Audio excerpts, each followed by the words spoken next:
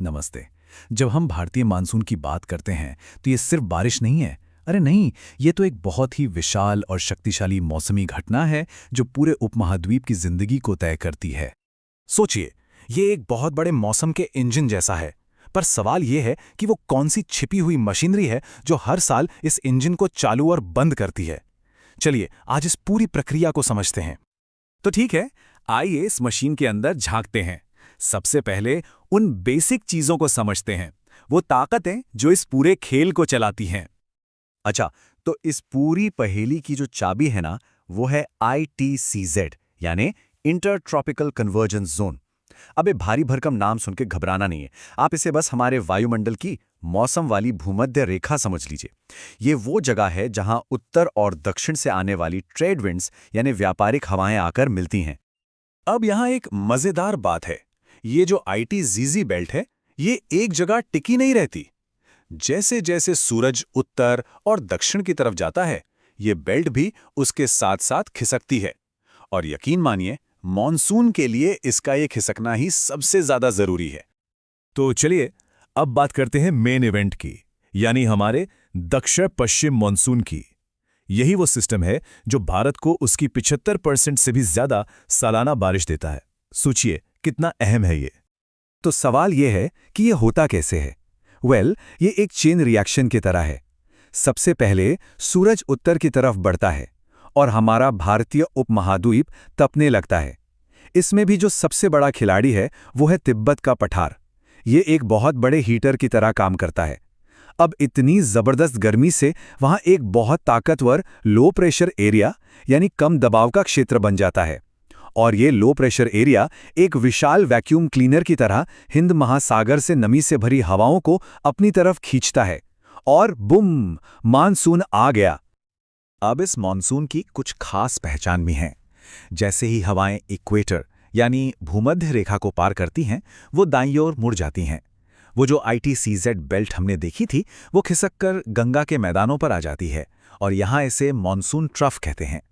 और तो और ऊपर आसमान में एक ईस्टर्ली जेट स्ट्रीम बहती है। समझिए, हवा की एक तेज नदी जो उन तूफानों को रास्ता दिखाती है जिनसे असल में बारिश होती है।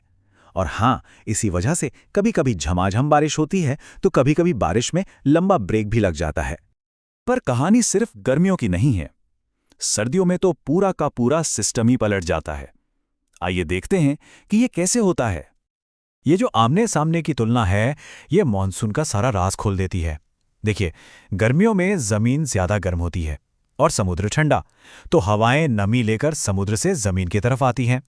और सर्दियों में ठीक इसका उल्टा, जमीन ठंडी हो जाती है और समुद्र उसके मुकाबले गर्म रहता है।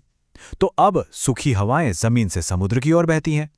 प्रेशर का ये जो उलटफेर है, बस यही मॉनसून का दिल है। अब भारत में सर्दियों का मौसम एक नहीं बल्कि दो अलग अलग सिस्टम से चलता है। पहला है उत्तर पूर्व मानसून। ये हवाएं जमीन से चलती हैं तो ज्यादातर सूखी होती हैं, लेकिन बंगाल की खाड़ी के ऊपर से गुजरते हुए ये नमी उठा लेती हैं और तमिलनाडु में जमकर बरसती हैं। और दूसरा सिस्टम है वेस्टर्न डिस्टर्बेंस यानी पश्चिमी विक्षोभ। ये मेडिटेरेनियन सी यानी भूमध्य सागर से उठने वाले तूफान हैं जो उत्तरी भारत में सर्दियों की बारिश और पहाड़ों पर बर्फबारी लाते हैं।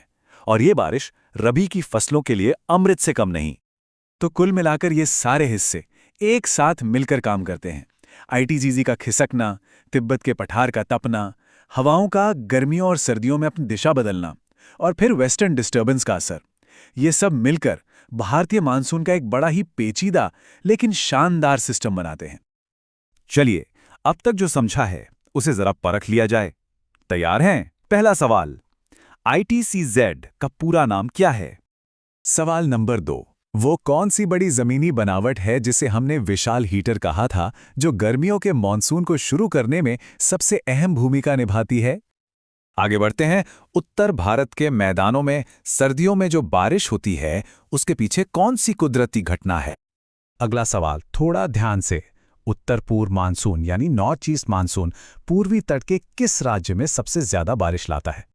पांचवा सवाल, वेस्टर्न डिस्टर्बेंस का जन्म कहाँ होता है? ये किस समंदर के ऊपर बनते हैं? अगला सवाल जेट स्ट्रीम के बारे में है।